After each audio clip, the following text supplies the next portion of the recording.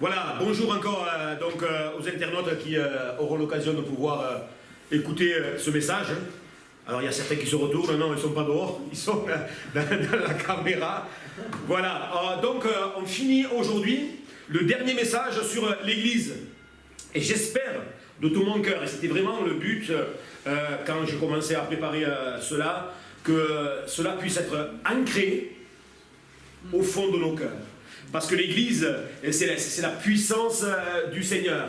C'est vraiment quelque chose d'extraordinaire. On a vu ce qui se passait dans une Église, ce qu'elle était. On était appelé hors d'eux pour pouvoir briller de la lumière de Christ. Si l'Église ne brille pas, elle perd ce pourquoi elle existe. Vous le comprenez. Donc on a vu ce qu'elle n'était pas, on a vu ce qu'elle était. L'Église, voilà, on est l'Église de Christ, voilà, elle était l'appui, la colonne de la vérité, voilà, on a vu ces choses-là. Et la semaine dernière, on a vu que le Seigneur, il équipait son Église. Une Église équipée, elle était équipée avec des ministères, ce qu'on appelle les ministères dons, qu'on retrouve dans Éphésiens chapitre 4.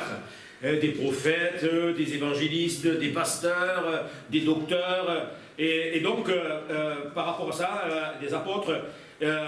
Aujourd'hui, on avait vu aussi, voilà, j'ai oublié, que voilà, la Sainte Seine, qui peut la prendre, qui ne peut pas la prendre, de quelle façon on doit prendre la Sainte Seine. Et aujourd'hui, on va terminer avec les dons spirituels.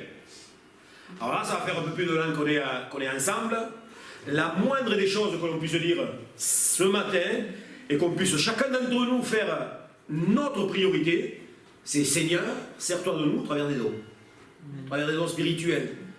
Parce qu'une église, voilà, doit exercer les dons spirituels. Chacun d'entre nous, on va le voir ensemble, on est appelé à exercer les dons spirituels. Et ensemble, voilà, j'aimerais qu'on puisse ce matin, tout simplement lire 1 Corinthiens 12, verset 8, où il nous dit ceci: en effet, à l'un est donné par l'Esprit une parole de sagesse, à un autre une parole de connaissance, selon le même Esprit, à un autre la foi, par le même Esprit, à un autre le don des guérisons, par le même Esprit, à un autre le don d'opérer des miracles, à un autre la prophétie, à un autre le discernement des esprits, à un autre la diversité des langues, à un autre l'interprétation des langues. Un seul et même esprit opère toutes ces choses, les distribuant à chacun en particulier comme il veut. Alléluia. On va lire quand même le verset suivant, 12. Car comme le corps est un, et il y a plusieurs membres, et comme tous les membres du corps, malgré leur nombre, ne forment qu'un seul corps, ainsi en est-il de Christ. Que Dieu soit béni.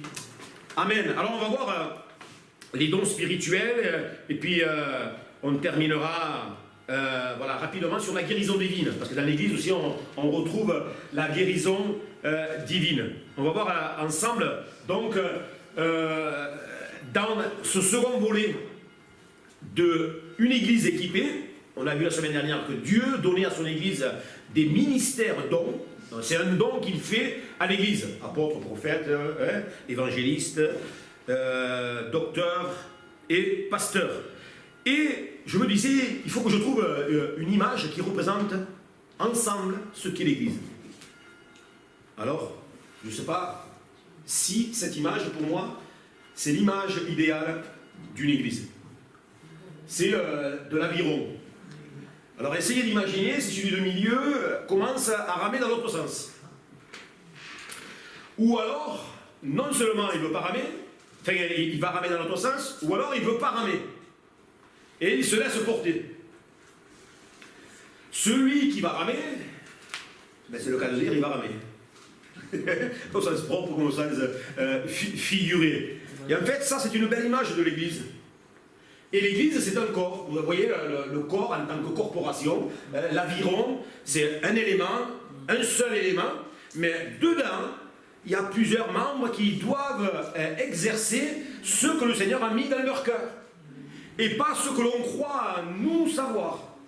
Parce que des fois, alors je ne sais pas ici, hein, on n'a pas eu encore personnellement l'occasion de pouvoir discuter par rapport à ce que vous avez reçu dans votre cœur, mais je sais que dans des églises que j'ai pu côtoyer, il y a un problème qui souvent revient, qui est récurrent.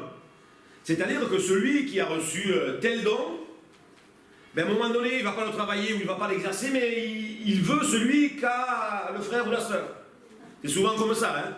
En général, ce sont les enfants qui font ça. Alors je dis ça, excusez-moi, mais un peu directement. Mais voilà, je veux exercer ce que le Seigneur a prévu pour moi de toute éternité.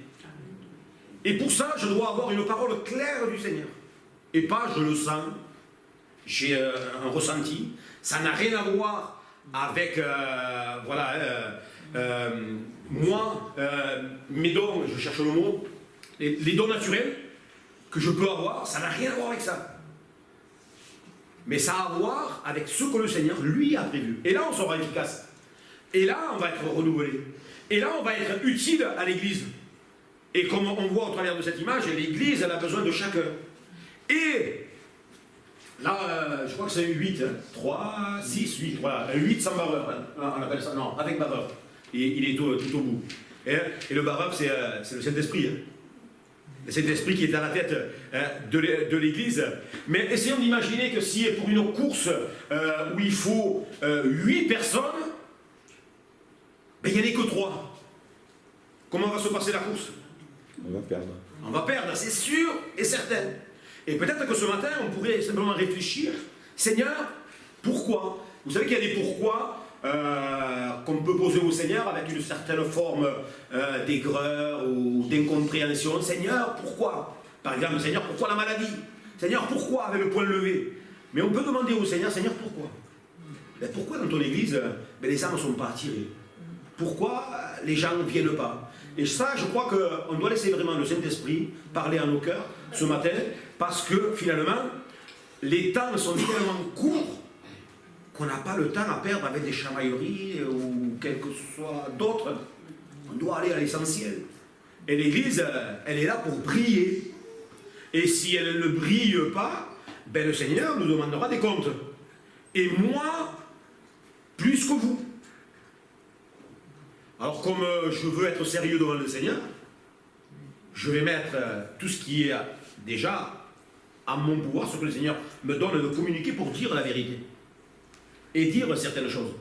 Et ce matin, donc en conclusion, par rapport à l'Église, on doit se refocaliser sur les priorités.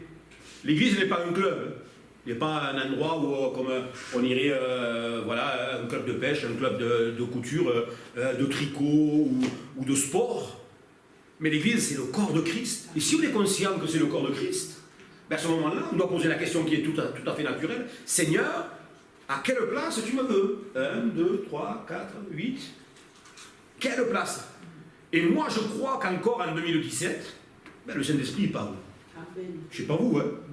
Mais le Saint-Esprit, il conduit, il parle, il donne les songes, il donne les convictions dans le cœur. Et à ce moment-là, le but aussi du responsable dans une église, c'est de pouvoir que le Saint-Esprit puisse communiquer et qu'ensemble, avec le frère, avec la sœur, on puisse travailler à développer le don que le Seigneur veut que ce don puisse s'exprimer dans l'église, autant que ce soit conforme avec la parole de Dieu. C'est tellement une banalité que des fois on peut oublier. Il faut que ce soit conforme avec la parole de Dieu. Il y a plusieurs filtres pour savoir si ça vient de moi, si ça ne vient pas de moi. Moi, j'ai su rapidement quel était mon appel. Rapidement, une conviction dans mon cœur. Et puis moi je me suis dit, je l'avais raconté, je me suis dit, je ne dis rien à personne. Henriette n'était même pas au courant. Je ne dis rien à personne. Si ça vient de Dieu, à un moment donné, il faut que ça sorte. À un moment donné, le Saint-Esprit va communiquer. Et un jour, assez tôt, le pasteur il est venu pour se servir de moi, dans le talent que lui il avait décelé. J'avais conduit les chants conduit le peuple à louer le Seigneur, et je le faisais de tout mon cœur, et puis naturellement est venu aussi dans mon cœur, voilà, pouvoir prêcher, et ça s'est fait naturellement, sans que moi je puisse dire, hé, il y a ceci, il y a cela, il y a cet appel dans mon cœur, c'est pas ça. À un moment donné, le Saint-Esprit parle, il parle, le responsable il communique, et puis c'est pour l'édification de l'Église. Alléluia. Alors comme Église est équipée, ce matin on va voir donc les dons spirituels. Alors les dons spirituels, tout d'abord on va voir ceux qui ne le sont pas. J'aime bien faire son contraire. Ceux qui ne sont pas les dons spirituels. Eh bien, tout d'abord, les dons spirituels ne sont pas une récompense. On le dit, ça nous semble évident encore une fois, mais des fois, il est déjà arrivé, c'est déjà arrivé, moi ça m'est arrivé. Alors, voilà, après, vous, peut-être pas, hein, merci Seigneur, mais moi ça m'est déjà arrivé, c'est-à-dire qu'à un moment donné, je me suis rappelé, tiens, il y a un petit moment que je n'ai pas donné un don. Et à ce moment-là, eh bien, la première pensée qui me traversait l'esprit, je l'ai donnée comme un don. Et sauf que je me suis aperçu dans l'exercice des dons que ce n'était pas un don et que ça venait de moi. C'est sûr qu'il n'y avait rien de méchant de ce que je disais, mais ce n'était pas forcément la pensée du Seigneur. Il faut que ce soit une pensée du Seigneur. Et je dis ça, je prends cet exemple, voilà, une certaine forme de récompense. Souvent les jeunes viennent me voir, hein, quand on est jeune comme ça, quand on s'approche du Seigneur, on veut être baptisé du Saint-Esprit. Et ça, c'est un bon désir, une bonne motivation. Hein. Je veux, pasteur, être baptisé du Saint-Esprit. Déjà, ça c'est une bonne requête, une bonne demande. Et là, moi, ma question elle fuse, elle est juste après. Mais pourquoi? Pourquoi? Pour faire comme ton copain, qui lui a été baptisé du Saint-Esprit, c'est quoi le but? Qu'est-ce que ça va changer en toi? Est-ce que tu comprends le pourquoi du comment? Et là, ça me donne l'occasion, évidemment parce qu'ils ne savent pas trop au tout début, de pouvoir expliquer le pourquoi du comment, le baptême du Saint-Esprit. À un moment donné, il est dit dans Acte 1:8, vous recevrez une puissance survenant sur vous, le Saint-Esprit, pour... Quelqu'un peut me dire la suite? Tout à fait. Pour être mes témoins. Pas pour que je tremble bien, que je ressente la présence de Dieu. Ça, le Seigneur, il le fait. Mais le Saint-Esprit, il veut nous équiper pour être ses témoins. Et donc un témoin, voilà, qui sera utile à l'Église. Un témoin, c'est quelqu'un qui relate tout ce qui se passe. Voilà, il a vu une scène et il témoigne, voilà, de tout ce qui s'est passé. Donc, on va être rempli du Saint-Esprit. Regardez Romains 12, verset 6. Puisque nous avons des dons différents. Chacun d'entre nous, nous avons reçu des dons et qui sont différents. Selon la grâce, c'est une grâce qui nous a été accordée. Que celui qui a le don de prophétie l'exerce selon l'analogie de la foi. C'est un peu ce que je disais tout à l'heure. Hein. Il faut que ce soit quand même quelque chose de biblique, fondé et qui vienne du Seigneur. Alors, puisque nous avons des dons différents. Alors, la bonne nouvelle ce matin, c'est que chacun d'entre nous, on a reçu des dons. Amen. Alléluia. Et ça, c'est une bonne nouvelle. Hein. On a tous reçu des dons. Il n'y a personne qui est sans don ce matin. On a tous reçu des dons. Alors, ceux qui ne sont pas une récompense, ceux qui ne le sont pas, c'est une possession. Je possède le don, regardez-moi. Hein, c'est un peu ça. Hein. J'exerce le ministère, on aime bien ça, hein, le mot ministère, le ministère. Alors que le ministère veut simplement dire le service. C'est tout. Un service, un serviteur. Le serviteur, il sert dans la poussière, doulos. Il sert dans la poussière. D'ailleurs, le Seigneur, il dit dans sa parole qu'on est des serviteurs inutiles. Alors quand on n'est pas au clair avec la parole de Dieu, on dit oh là là, cette parole, elle est dure. Mais quand on le réalise, face à tellement de situations qu'on est inutile, le Seigneur, un seul mot de lui, la situation est réglée. Il n'a pas besoin de nous. Mais dans toute sa grâce, il veut nous rendre participants. Et ça, moi, je le prends comme un privilège. Le Seigneur, c'est un privilège. C'est-à-dire, moi, tu m'appelles là, voilà, à apporter la parole. Voilà, tu te sers de moi pour que quelqu'un puisse te connaître, te rencontrer. C'est quelque chose de, je sais pas, hein, de terrible. Au mois de, je dis ça rapidement, au mois de décembre, normalement, je suis prévu pour apporter la parole au pasteur. Quand je pense que moi, je vais apporter la parole au pasteur, il y a des pasteurs, il y a, je sais pas, 40 ans, 50 ans, ils amènent la parole, et là, ça vous garde, je vous assure, dans l'humilité. Ça vous garde tout petit, il dit, Seigneur, c'est ta grâce, Seigneur. Alors, ce n'est pas une possession, ils ne sont pas à nous les dons, ils servent pour l'Église. Que faire donc, frère? Lorsque vous vous assemblez, comme on l'a fait ce matin, les uns et les autres parmi vous, ont-ils un cantique, une instruction, une révélation, une langue, une interprétation, que tout se fasse pour l'édification. L'édification, ça nous parle voilà, de construction, ensemble, on bâtit ensemble. Alors ce matin, voilà, notre frère Charles il a chanté un cantique, alors à un moment donné, j'ai eu la frayeur, parce que c'est un cantique qui a 4 ou 5 strophes. Je me suis dit, s'il chante les 4 ou 5 strophes, on va finir tard le culte. Alors ça, c'était la petite parenthèse, un peu d'humour. Mais si quelqu'un a reçu un cantique, et encore une fois, c'est un cantique qui doit venir du Seigneur. C'est pas moi, à un moment donné, ça me traverse l'esprit. Tiens, je vais apporter ce cantique. Voilà, encore une fois, tout doit être fait pour l'édification. Alors ce n'est pas une possession. Je l'ai dit, je l'ai anticipé un peu. Les dons, ceux qui ne le sont pas, c'est des ministères. J'ai le ministère de ceci ou de cela. Non, hein. Alors il ne faut pas confondre non plus les dons spirituels et le fruit de l'esprit.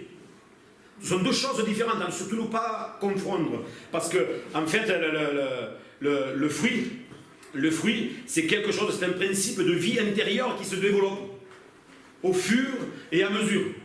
Dans la mesure où j'avance, je grandis avec le Seigneur, voilà, il y a un fruit qui se développe et c'est un fruit qui demeure. Et c'est un fruit qui est là en toute saison. Alléluia. Et donc ce fruit doit grandir en nous. Amen. Donc ce n'est pas la différence entre les dons spirituels et le fruit de l'esprit. Alors, évidemment, la question suivante, c'est qu'est-ce qu'ils sont? Que sont-ils? Eh bien, tout d'abord, des manifestations de l'esprit. L'esprit, il se manifeste.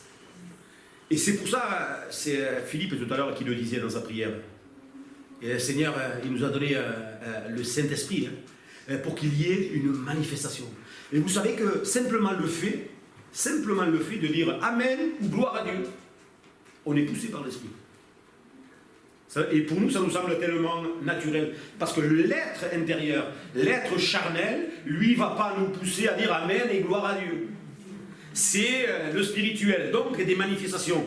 Et prions pour que dans cette église, il y ait davantage de dons et de manifestations de l'esprit. Amen. Et vous savez que le Saint-Esprit, il y a une certaine forme de sensibilité aussi. On ne doit pas le brusquer, le choquer, parce que c'est, on va dire, sensible. Et que le Seigneur puisse se manifester par son esprit dans son église. Alors c'est pour l'édification commune. C'est ensemble. C'est pour que la communauté, l'église de Christ, puisse grandir. Ce sont, on l'a vu, des dons, des grâces. Ce sont des grâces. Personne ne doit s'attribuer les mérites. C'est pour ça que je l'ai dit, encore une fois, je profite qu'il y ait la caméra et que ce soit enregistré pour que ce soit bien entendu aussi par celui et celle qui aura l'occasion peut-être d'écouter, que ça me gêne extrêmement. Le prophète un tel, le pasteur, ceci, on s'attribue des titres alors que c'est une grâce. Qu'il n'y ait pas, nous, une certaine gloriole ou de quoi que ce soit, c'est un don, une grâce. Et ça nous garde dans l'humilité. Seigneur, je veux être humble parce que celui qui est orgueilleux, ça précède la chute, évidemment. C'est une promesse pour chacun. On le verra un peu plus tard. C'est pas réservé à une élite. C'est dans la mesure où on a compris, on a réalisé que le Seigneur, il est dans nos vies, il est dans nos cœurs, on a fait la paix avec lui, et bien c'est accessible à chacun d'entre nous. Et on le verra un peu plus tard, on doit y aspirer. Alors je sais que chacun d'entre nous, et c'est pas un mal, on a des aspirations pour la vie, on va dire, normale, une ambition. Une maison, une voiture, autant que ça ne prenne pas la place de Dieu, il n'y a aucun souci avec ça. Dieu n'a rien contre les richesses. Mais par contre, il y a un problème avec l'amour des richesses. Parce que l'amour doit revenir à Dieu, et si on met autre chose à la place de Dieu, et ça reste des idoles. Et le Seigneur condamne fortement cela. Donc le Seigneur, il veut donner à chacun, c'est une promesse pour chacun d'entre nous, et on doit y aspirer. Et moi, dans mon cœur, je préfère avoir et être quelqu'un qui est rempli du Saint-Esprit, si j'avais à choisir, qu'une belle maison et une belle voiture. Si j'ai les deux, ben, gloire à Dieu, si mon cœur n'est pas attaché dans les choses matérielles, mais je veux être un homme rempli du Saint-Esprit. Je veux pouvoir communiquer à l'église et partout où j'ai l'occasion de pouvoir prêcher, eh bien, un message qui vient du Seigneur. Alléluia. Et je crois de tout mon cœur que la plupart d'entre nous, enfin la plupart, chacun d'entre nous, eh bien, il y a ce désir en nous d'être des hommes et des femmes remplis du Saint-Esprit. Alléluia. Mais c'est un combat. On doit combattre, parce que la chair, elle est tenace. Elle ne lâche pas facilement, la chair. Et on doit se battre, pas contre mon frère ou ma soeur. Je dois me battre contre moi. Il est là le combat. Moi, cette chair qui ne veut pas. Alors, que le Seigneur nous aide. Alors, vous savez qu'il y a une classification des dons. Vous savez combien il y a de dons spirituels? Quelqu'un sait? Non. Alors, vous allez l'apprendre dans pas longtemps. Alors, voilà. Il y en a qui osent pas 7? Non. 10. Un peu moins. Entre 7 et 10. Non, c'est 9. C'est 9 qui sont répertoriés, si vous voulez, voilà, par groupe. Il y a un groupe, il y a 3 groupes, de 3 à chaque fois. Regardez, on va les voir ensemble, juste pour un rappel. Il y a ce qu'on appelle les dons de révélation. Ensuite, il y a les dons de puissance. Et il y a les dons d'inspiration. Alors ça, c'est les groupes. 3 groupes. Et donc, dans les dons de révélation, il y a la parole de sagesse. On l'a lu, donc 1 Corinthiens 12. La parole de sagesse, la parole de connaissance et la parole de discernement des esprits. Alors là, vous voyez, là, ici, hop, dans voilà, ce groupe-là, il y a parole de sagesse, parole de connaissance, parole de discernement. Vous avez vu que la révélation a à voir avec quelque chose que j'exprime, le parler. Ensuite, les dons de puissance, le don de foi. On va les détailler rapidement, le temps passe, il ne faut pas que je m'attarde. On va les détailler donc individuellement, assez rapidement, avec un exemple à chaque fois dans la Bible. Les dons de puissance, dons de foi, les dons des guérisons et pas de guérisons. C'est comme ça que c'est marqué dans Corinthiens, des guérisons, sont multiples. Dons d'opérer des miracles, pas pareil, deux choses différentes. Dons de prophétie, dons des langues et dons d'interprétation. Franck avait déjà anticipé. Voilà la classification des dons de l'esprit et ce qu'on doit retrouver dans l'Église. Alors le premier, la parole de sagesse. Qu'est-ce qu'une parole de sagesse? Est-ce qu'il y a un exemple qui vous vient là? Est-ce que ça vous vient? Alors regardez l'exemple dans la parole de Dieu. L'exemple d'Étienne. Je trouve ce verset tellement extraordinaire. Acte 6, verset 10. Il ne pouvait résister à sa sagesse et à l'esprit par lequel il parlait. Je dis, Seigneur, que quand je discute avec quelqu'un, quand je parle avec quelqu'un, il ne puisse pas résister et qu'il puisse voir des paroles de sagesse qui ne viennent pas de moi, parce qu'il n'y a aucune sagesse en moi, mais de lui, par son esprit. Alléluia. L'exemple d'Étienne, parole de sagesse. Ensuite, un peu plus tard, quand on l'a lapidé, il va avoir la même réaction que Jésus. Alors vous voyez que des fois, même en exerçant ses dons, à l'exemple d'Étienne, la fin, des fois, elle n'est pas très très heureuse. La fin ici-bas. Le fait de se donner au Seigneur, d'ailleurs Jésus nous a avertis qu'on serait maltraité, qu'on nous opprimerait. Alors ça, c'est pas encourageant. Mais je crois de tout mon cœur qu'il y a quelque chose qui procure encore quelque chose de profond quand on donne sa vie au Seigneur et quand on a la pleine révélation de qui est le Seigneur. Ensuite, la parole de connaissance. Parole de connaissance, alors il y a plusieurs références qu'on trouve dans le livre des Actes, parce que en fait le livre des Actes, c'est le livre des Actes des apôtres, mais on pourrait dire aussi le livre des Actes du Saint-Esprit. Le livre des Actes. Exemple de Pierre. Pierre lui dit, Ananias, pourquoi Satan a-t-il rempli ton cœur au point que tu mentes au Saint-Esprit et que tu aies retenu le parti du prix du champ? Là, ici, à un moment donné, Pierre, il va avoir une révélation de la part du Saint-Esprit, de la part de Dieu, pour dire, voilà, il y a un homme et une femme qui ont vendu un terrain. Ils avaient promis de donner à l'Église, de mettre tout ça en commun, et ils ont menti. Donc il va y avoir une révélation, vous connaissez la suite de l'histoire. Hein. Ils ne vont pas s'en tirer, ils vont tomber là, raides.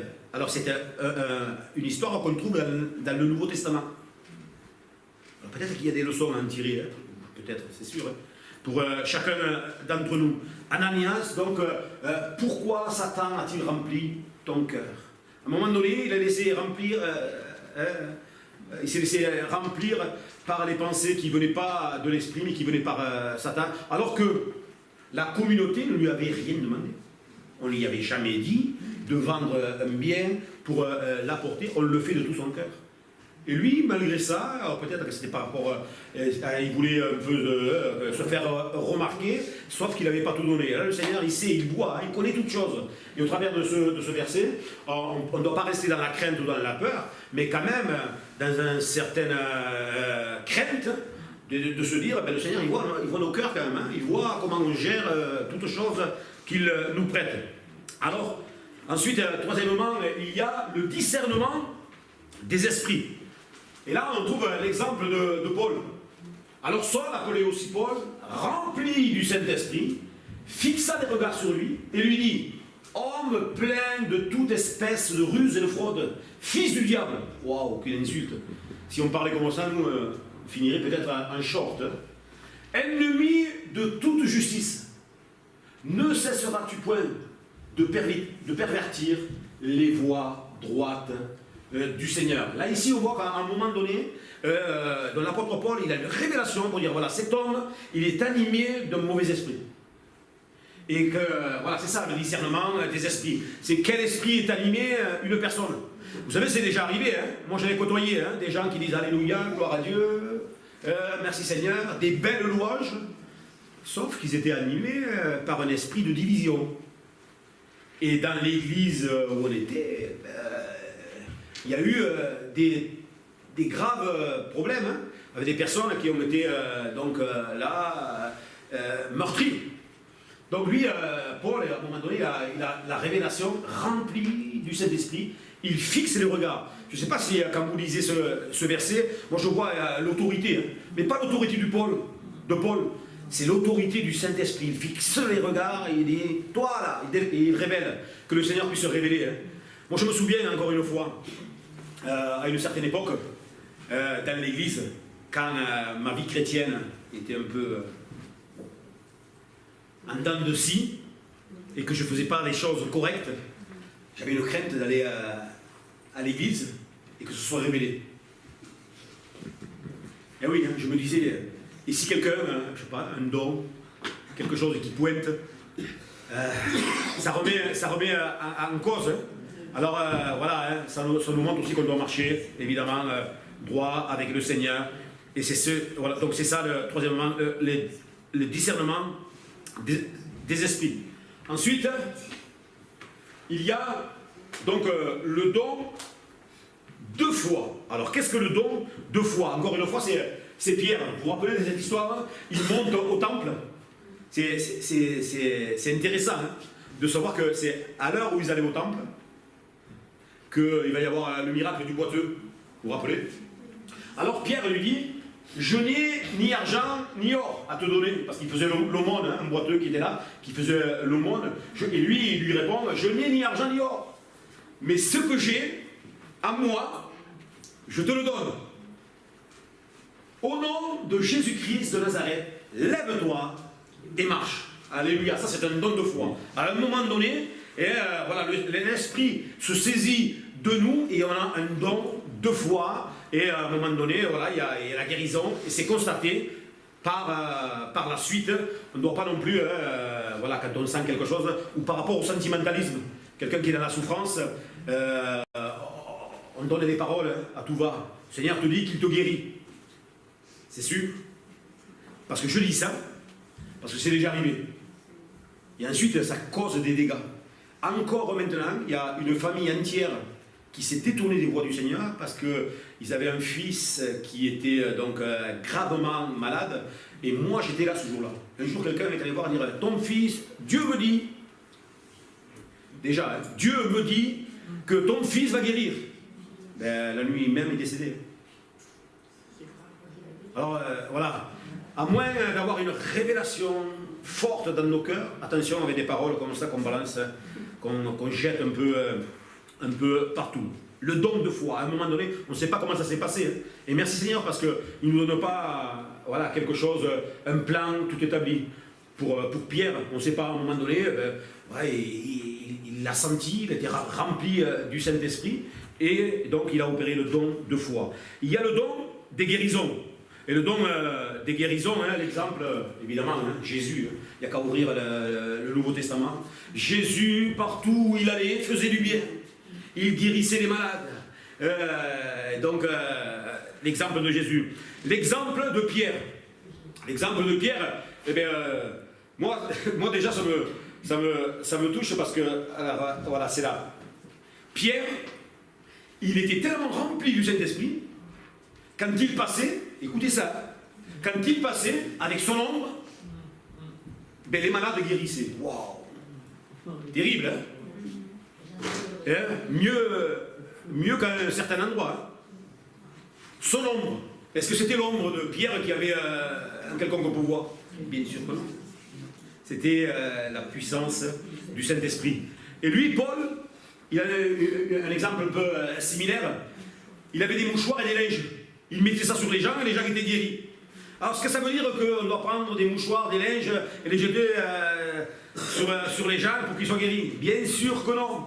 Mais souvent, hein, ça nous fait sourire, mais des gens prennent des fois aussi une façon d'opérer et de faire de la part du Seigneur, de Pierre et de Paul pour faire une loi.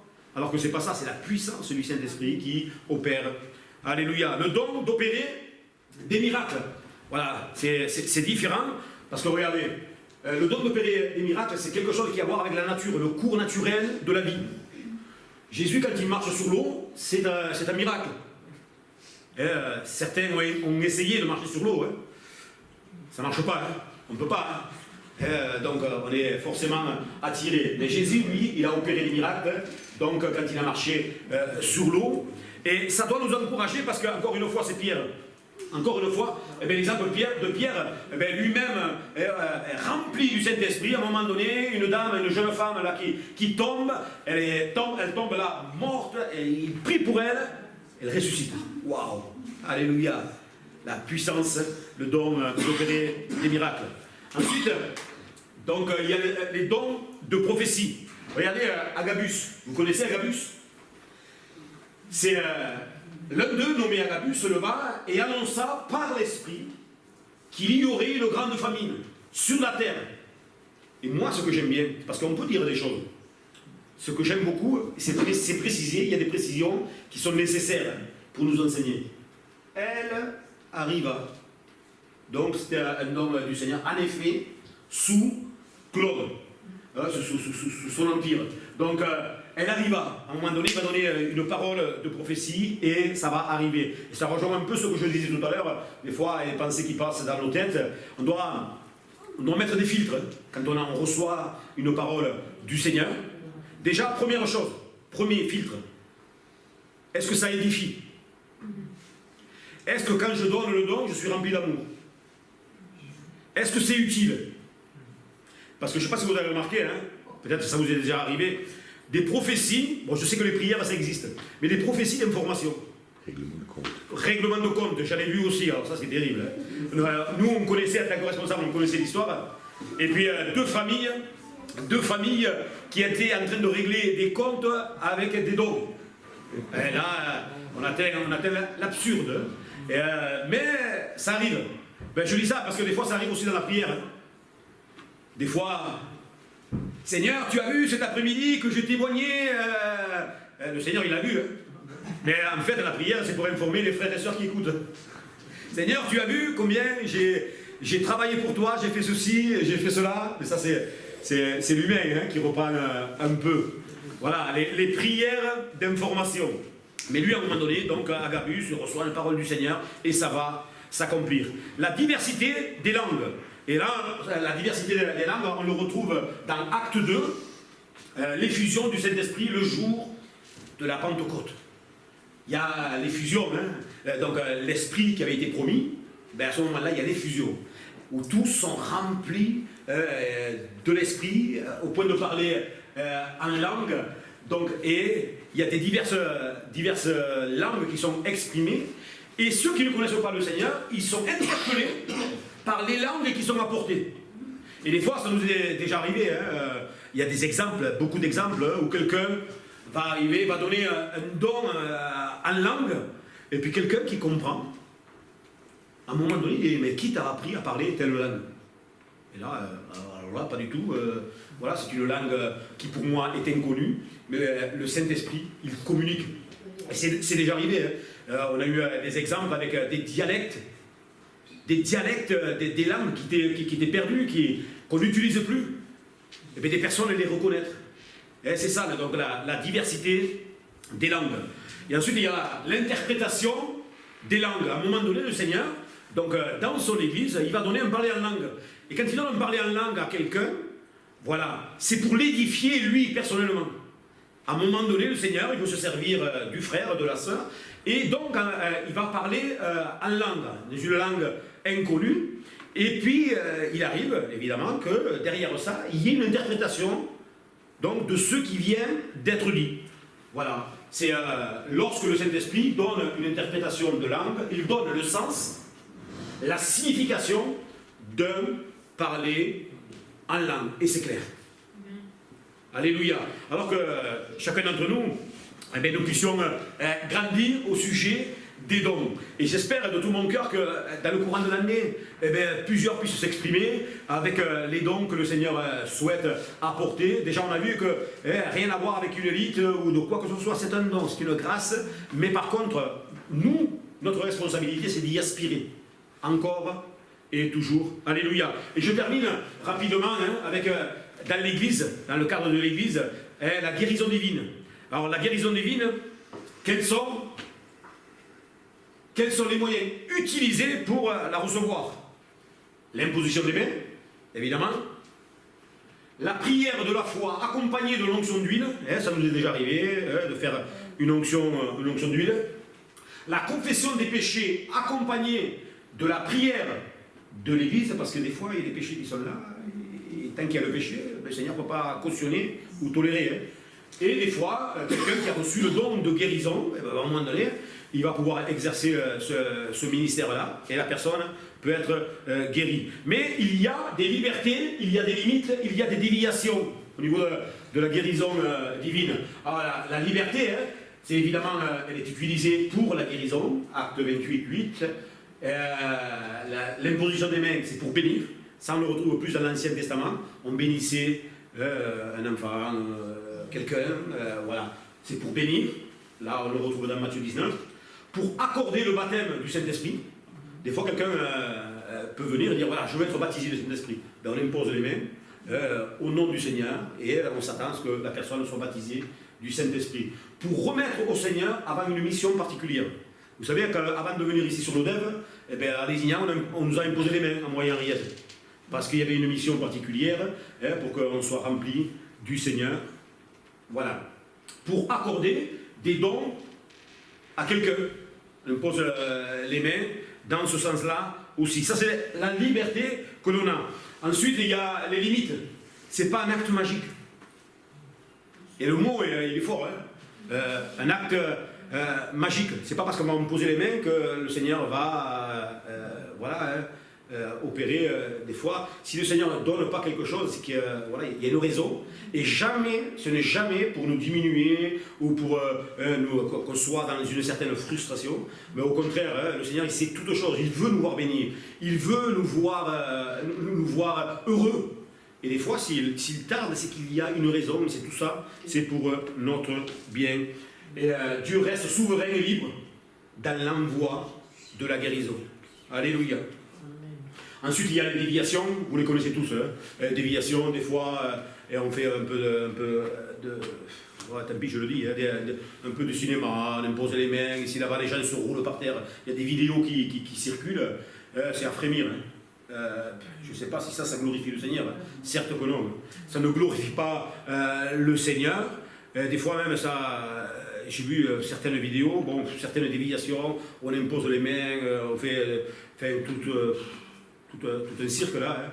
Mais bon, voilà, on n'est pas sûr qu'il y ait le Seigneur au milieu de tout ça. Faire attention aux déviations. Alors, il y a une question qui est très importante. Qui peut imposer les mains? Waouh, qu'une question. Peut-être que vous voulez te poser. Mais justement, ça répond peut-être à la question de quelqu'un. Alors, l'imposition des mains n'est pas réservée à un ministère ou à une fonction particulière. On le retrouve dans l'évangile de Marc, chapitre 16. Vous irez par tout le monde, vous imposerez les mains aux malades. On peut imposer les mains aux malades. Par contre, dans la Bible, il nous est dit, attention de ne pas se précipiter à imposer les mains. Il faut analyser, il faut comprendre, il faut se mettre devant le Seigneur. Voilà. Il faut faire vraiment très très attention, contrairement à l'onction d'huile. L'onction d'huile est faite par un ancien ou un pasteur. Par contre, l'imposition des mains, voilà, on peut. L'imposition des mains, vous savez, moi j'ai une image simple par rapport à l'imposition des mains. C'est-à-dire que si je mets la main sur quelqu'un, c'est comme si je levais l'autre main au Seigneur et je fais le relais. Voilà, pour conduire voilà, la personne au Seigneur. Souvent à Béziers, on prie pour les malades, tout ça, et je dis, Seigneur, je m'unis à sa foi. Parce que, voilà, il n'y a personne qui a quoi que ce soit, mais Seigneur, je m'unis à la foi, et je sais que la foi, eh ben, c'est ce que tu veux, c'est ce que tu recherches dans nos cœurs, et la foi fait mouvoir le bras de l'Éternel. Alors, ensuite, qui peut imposer les mains? Celui qui impose les mains doit prier avec foi, évidemment. Hein. Foi, confiance. Et pour cela, il faut que ce soit un chrétien. Et j'ai mis authentique. Mais des fois, on met chrétien. Mais il faut. Parce que moi, je me suis aperçu maintenant, c'est qu'on discute avec les gens, tout le monde est chrétien. Tous. On n'a pas de difficulté. Oui, je suis chrétien. Mais oui. Chrétien, mais ça veut dire quoi, chrétien? Chrétien, ça veut dire pareil que Christ, hein, petit Christ. Il faut qu'à moi, il y ait des fruits, pas que moi, vous savez, comme des pancartes. J'ai l'amour de Dieu, j'ai la paix de Dieu. Non, ça va pouvoir se voir. Si ça ne se voit pas, ou voilà, enfin, si ça ne se voit pas, c'est qu'il y a un souci. Et si les membres de vos familles ne l'ont pas encore vu, il y a aussi un souci, quelque part. Ça va pouvoir se voir. C'est l'amour de Christ. Des fois, j'ai pris cet exemple à plusieurs reprises. Des fois, ça nous monte là parce qu'on est humain, hein, une certaine situation. Mais on ne va pas la gérer comme les gens du dehors. On va la gérer différemment. Et il y a un passage, j'ai eu du mal. Vous savez que j'ai eu du mal à pouvoir me l'approprier. Il y a des versets, ça va.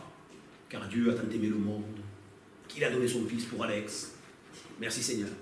Par contre, quand il y a des passages tels que tu ne peux pas subir un peu d'injustice, c'est dans la Bible ça. Et l'injustice, on n'aime pas ça. Moi, à une certaine époque, quand j'avais raison, vous pouvez me dire ce que vous vouliez. D'ailleurs, les pasteurs ont eu affaire à moi. À ma grande honte, je dis ça. Moi, j'avais raison. Sauf qu'à un moment donné, ce verset-là est venu s'imprimer dans mon cœur. Et c'est le Saint-Esprit qui forçait, il disait, il faut que tu apprennes ce verset. Tu ne veux pas subir un peu d'injustice? Parce que lui, le maître, il était à la croix. Est-ce que c'était juste que Jésus aille à la croix? Jamais de la vie. C'était lui, le seul, le pur, le saint. S'il y avait une personne qui ne devait pas y aller, c'était lui. Mais il l'a fait, il a subi l'injustice. Et nous, dès qu'il y a quelque chose, de suite, on sort, on serre les poings, on serre les mâchoires. C'est pas normal, vous vous rendez compte, on m'a fait ci, on m'a fait ça. Oui, d'accord, on est d'accord. Mais elle nous dit quoi la parole de Dieu? Vous ne subiriez pas un peu d'injustice? Et là, c'est pas agréable. Hein. C'est le côté qui n'est pas agréable. Mais pourtant, je l'ai expérimenté. Quand on le fait, il y a une puissance qui se dégage.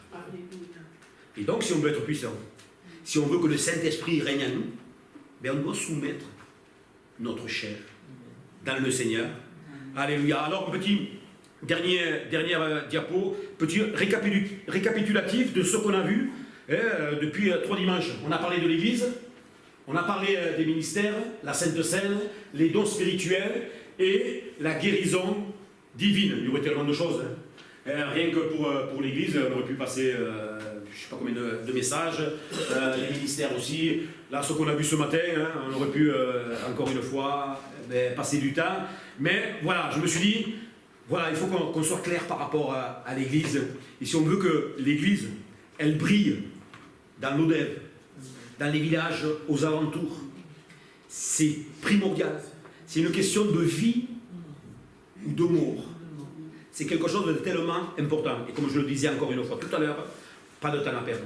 C'est le temps vraiment de s'armer et de se dire, Seigneur, je veux être au combat parce que c'est un combat. À Dieu seul soit toute la gloire. Merci Seigneur. Amen. Nous te bénissons Seigneur, nous te rendons gloire et grâce. Et merci encore pour ta parole. Merci pour ces quelques dimanches où nous avons pu partager sur, Seigneur mon Dieu, ton Église, qui est, Seigneur mon Dieu, une force irrésistible, Seigneur, pour attirer les perdus. Et Seigneur, toi tu désires que ton Église elle soit pure, sans défaut, sans tâche. Seigneur, je veux te prier pour l'Église de l'Odève. Seigneur, tu l'aimes. Seigneur, tu l'aimes. Seigneur mon Dieu, tu as donné ta vie pour elle. Mais Seigneur mon Dieu, des fois, il y a certaines choses qui sont là, Seigneur mon Dieu, qui ne sont pas à ta gloire, alors que cette Église, elle soit remplie de ton Saint-Esprit, pour que, Seigneur, nous puissions faire vraiment, Seigneur, ton œuvre, que nous puissions être efficaces dans cette région, et que tu puisses nous étonner, Seigneur mon Dieu. Je te remercie par avance pour tout ce que tu feras. Amen. Alléluia. Gloire à Dieu.